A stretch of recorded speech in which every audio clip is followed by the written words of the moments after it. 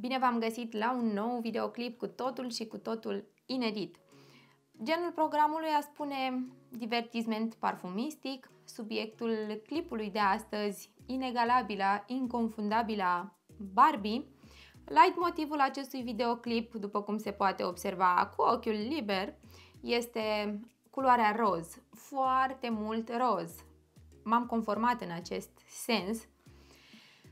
Aș spune că subiectul clipului nostru de astăzi este acela în care trebuie să o parfumăm pe Barbie în funcție de personalitățile atribuite acesteia de-a lungul timpului. Videoul acesta se vrea a fi un moment de relaxare, un moment pentru starea noastră de bine, care să vă fericească, așa că vă rog să-l tratați ca atare.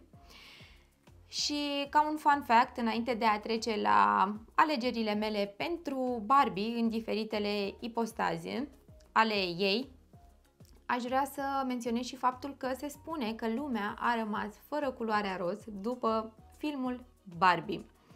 Acestea fiind spuse, haideți să începem cu prima ipostază pe care eu am vrut să o aleg pentru videoul acesta, și anume Barbie la plajă. Știți vorba aia că niciodată nu spune niciodată? Cam așa se întâmplă și cu mine în cazul acesta. Dacă nu m-am gândit niciodată cum ar trebui să miroasă o Barbie la plajă, să știți că s-a întâmplat și acest lucru.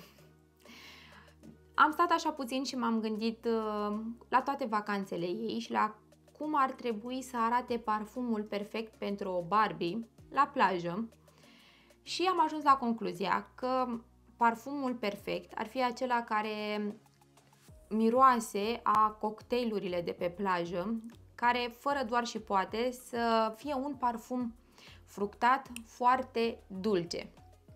Și ce credeți că am ales în acest sens?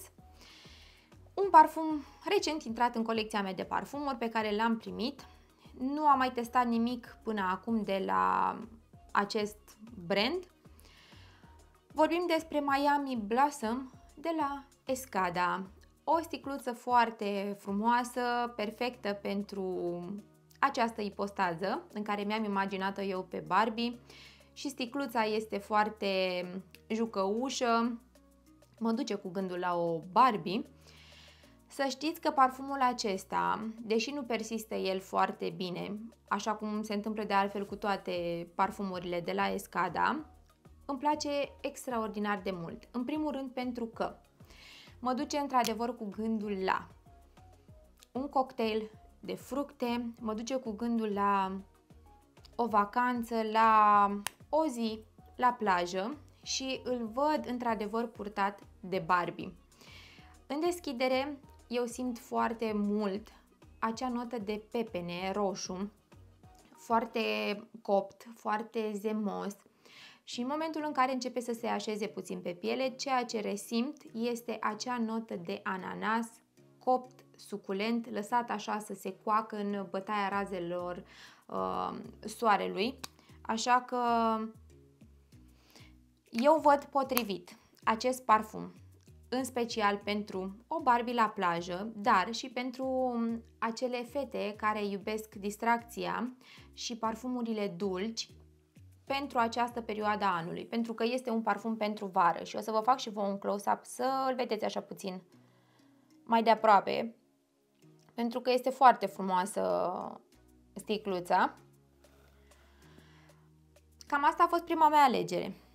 Mergem mai departe către o altă personalitate atribuită lui Barbie de-a lungul timpului, și anume la Barbie doctorița. Sunt sigură că Barbie va ține cont în această situație de regulile eleganței și va alege să poarte un parfum discret, un parfum care să nu deranjeze pe cei din jur, dar care totuși să îi completeze uniforma.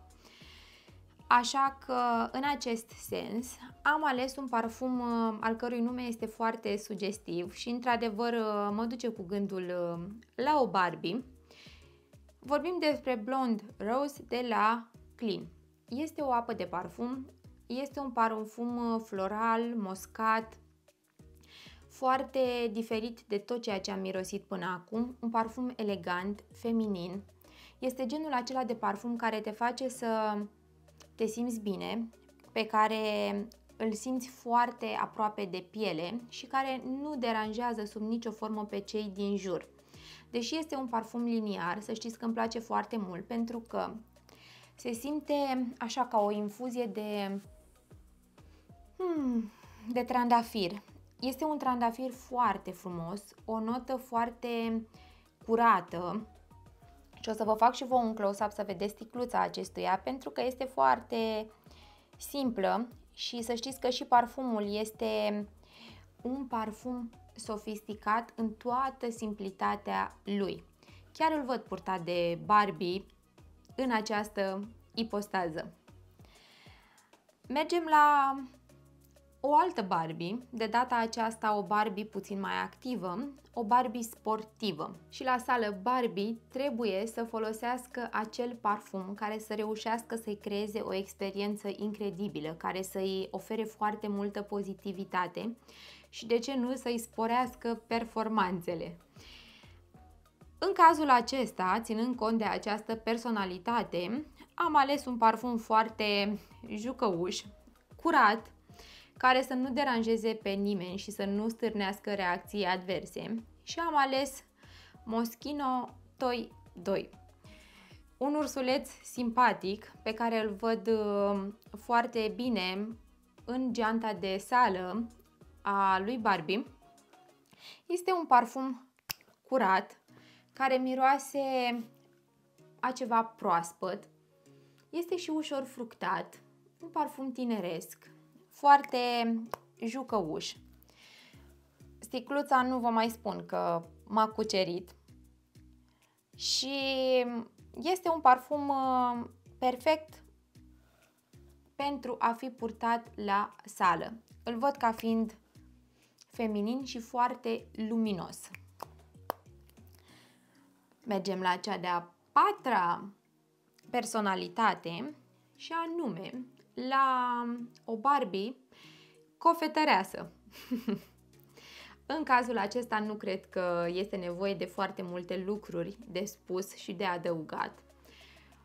Parfumul pe care eu îl văd perfect pentru Barbie în această situație este cu siguranță acel parfum care să o facă să se contopească cu întreaga cofetărie și cu tot ceea ce pregătește ea acolo bun.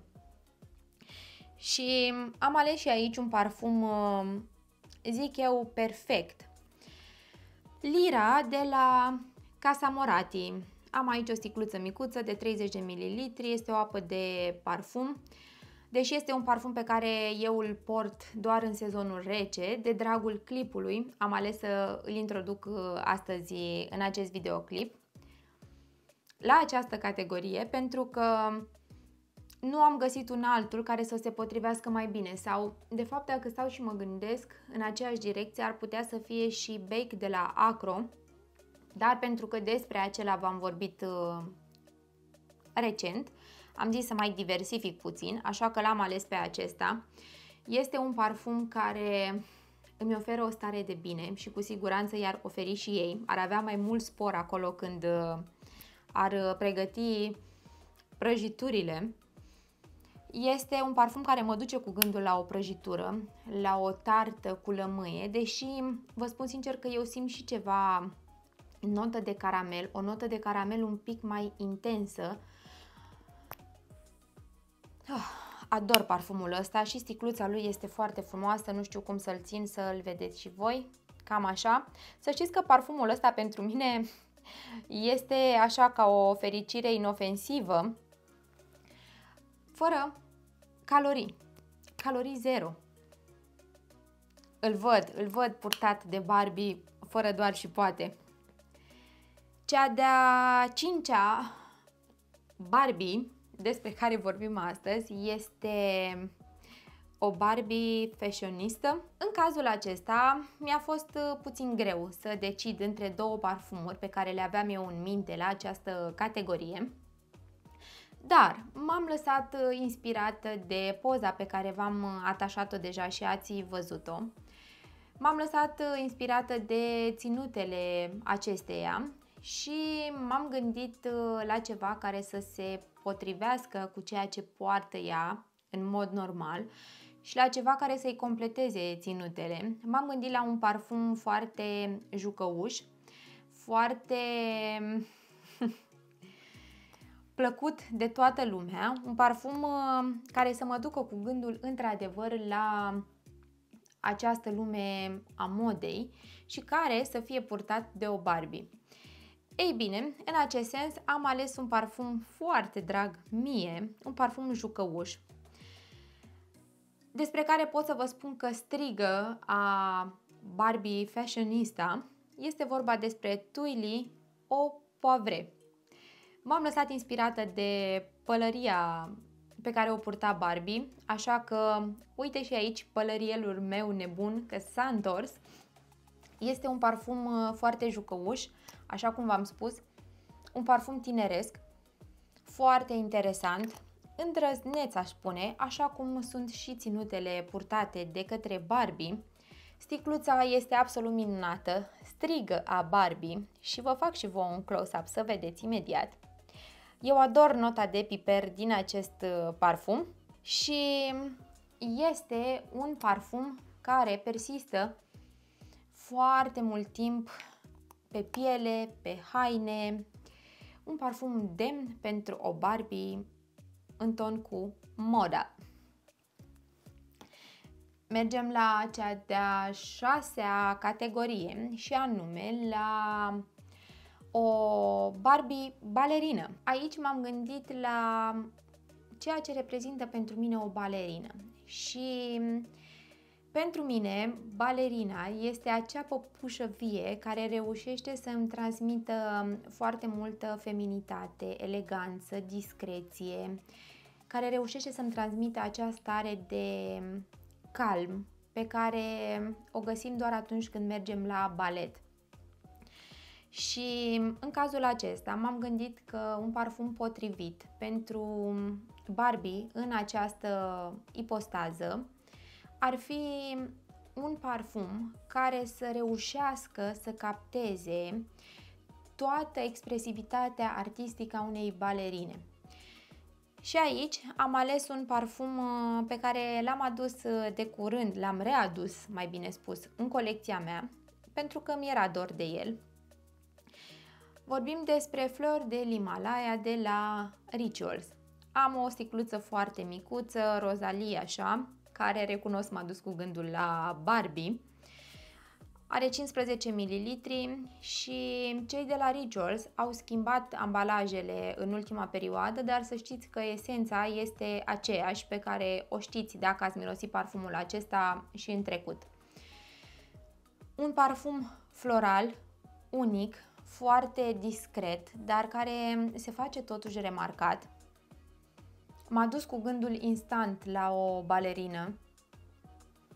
Un parfum foarte curat, un amestec de flori inedit și sticluța lui este foarte suavă și a spune că parfumul acesta captează la oaltă feminitatea și eleganța unei balerine. Nu am foarte multe lucruri de spus despre el pentru că am senzația că v-am mai vorbit despre acesta și cred că v-am vorbit cumva în paralel cu acela de la Banana Republic, Peony and Peppercorn, pe care îl iubesc de altfel și care duce în aceeași direcție, doar că acela este la un preț mult mai mic. Nu l-am ales pe el pentru că v-am vorbit mai mult despre acela, așa că și acesta merita cumva adus în atenție cu această ocazie. Cea de-a 6-a, cred, sau 7, cea de-a 7-a categorie, sau mai bine spus Barbie, pe care nu o puteam rata și nu aveam cum să nu o includ în acest clasament, este o Barbie mireasă. Și în cazul acesta, cred că ne-am gândit cu toții să alegem un parfum care să o scoată mai mult în evidență, care să se completeze foarte bine cu rochia ei de mireasă absolut superbă, care atrage toate privirile, așa că pe lângă roche, machiajul ei, coafiura ei și parfumul trebuie să fie unul foarte bine ales, un parfum care să o facă să se simtă specială. Și aici m-am gândit la ceva cu un miros luxos, un miros foarte cald, senzual, un miros care m-ar duce cu gândul într-adevăr la o mireasă, de ce nu? Vorbim despre Utopia Vanilla Coco de la Kayali. Am aici o sticluță foarte micuță și nu știu cum să o țin să nu reflecte lumina. Mă uit acum în ecranul laptopului, dar o să încerc să vă fac un close-up cât reușesc. Așa, gata, pentru că nu vreau să vă orbesc. Acesta a fost un amestec neașteptat pentru mine de frumos, care cu siguranță o va face pe Barbie să strălucească în ziua anunții, în ziua în care ea este mireasă. O notă de cocos absolut minunată. Ador parfumul ăsta și să știți că se descurcă foarte bine la capitolul persistență și siaj. Nu am ce să-i reproșez, nu mă gândeam că îmi va plăcea atât de mult. Chiar l-aș purta și eu în ziua anunții, de ce nu? Și îmi pare rău că l-am cumpărat în varianta aceasta micuță de 50 de ml pentru că este un parfum care ar merita cu siguranță o variantă full size, pentru că este genul acela de parfum care miroase incredibil, care este un parfum cremos, dulce, floral, un parfum care m-a cucerit. Și cu siguranță va reuși să cucerească și inima celui cu care se va mărita Barbie. Mergem la penultima Barbie pe care eu am ales-o pentru astăzi și anume la Barbie astronaut. După cum cel mai probabil știm cu toții ce se întâmplă cu astronauții când ajung în spațiu, aceștia ies de sub sfera de protecție a scutului magnetic al planetei, așa că vor fi expuși radiațiilor cosmice și în acest sens, gândindu-mă la acest aspect, m-am gândit că Barbie ar dori să poarte un parfum care să-i ofere acel sentiment de protecție, de siguranță și care totuși să o facă să se simtă stăpână pe situație și cumva să se bucure de această experiență inedită. Pentru că nu de foarte multe ori ne întâlnim în viață cu această șansă de a fi astronaut. Și în cazul acesta am ales un parfum care m-a dus instant cu gândul la Barbie astronaut. Și nu aveam niciun alt parfum în colecția mea care să se plieze mai bine de atât pe această latură a personalității ei. Am ales de la Mugler Humanity. Este un parfum minunat și cred că se poate observa cât am folosit din el. Mai am și o sticluță de Bake-up. Acest parfum este unic și într-adevăr te face să te simți cumva protejată, să te simți cumva încrezătoare pe forțele proprii, să te simți stăpână pe situație atunci când îl porți. Cel puțin pe mine așa mă face să mă simt atunci când îl port. Este un parfum care mă face să mă gândesc că port un scut de protecție împotriva persoanelor din jurul meu. Este un magnet de complimente, așa că Barbie nu ar fi privată nici în spațiu să primească complimente, așa că acesta este un parfum potrivit pentru această latură a personalității ei.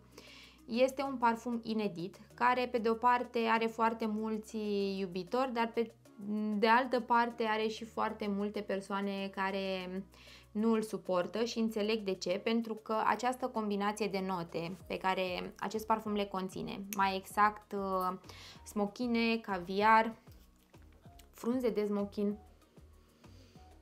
nu este întocmai pe placul tuturor, dar eu iubesc parfumul ăsta și vă fac și vouă un close-up acum să vedeți striculița lui.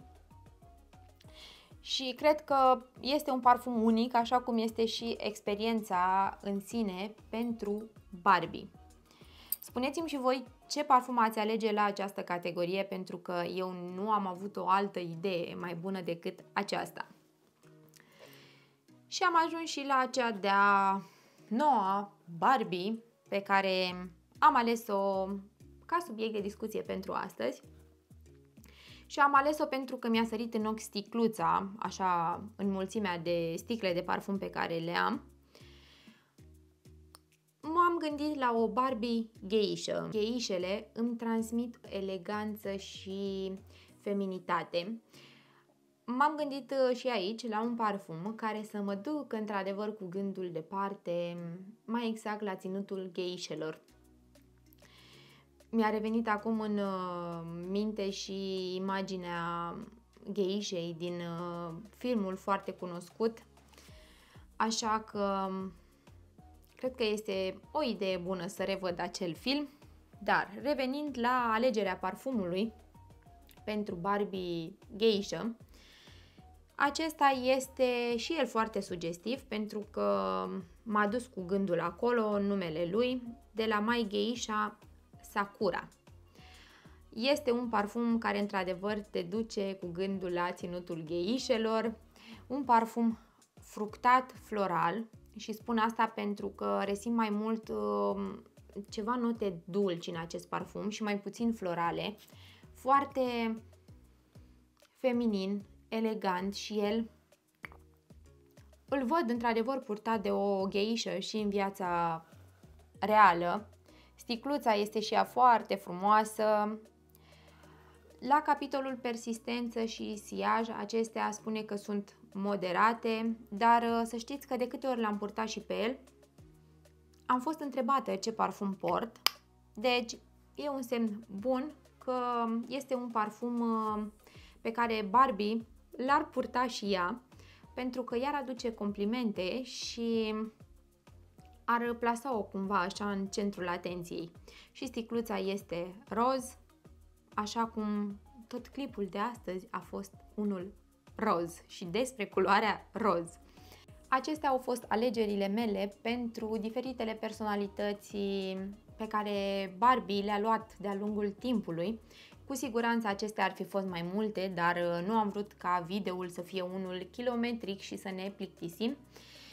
Am vrut să-l păstrez exact așa cum v-am spus încă de la început, ca pe un moment de relaxare și de voie bună. Și pentru că acest moment de voie bună ar trebui să fie cumva dat mai departe și să ne simțim bine, mie îmi place foarte mult când văd foarte mult roz acolo pe YouTube în fața ochilor, așa că aș vrea să dau și eu această idee mai departe către Andreea Ichim, către Sabina Rusescu, pentru că știu că îi place foarte mult rozul, hashtag rozul e viața mea, dar de ce nu și către o altă fată pe care o urmăresc de multă vreme și de care mi este foarte drag.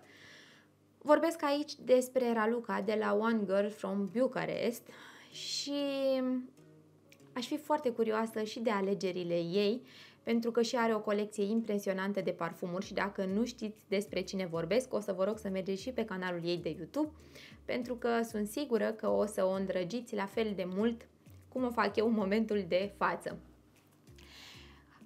Cam atât am avut de spus, rămâne să vedem dacă și fetele vor accepta această provocare și cum vor duce ele la bun sfârșit alegerile parfumate pentru o Barbie.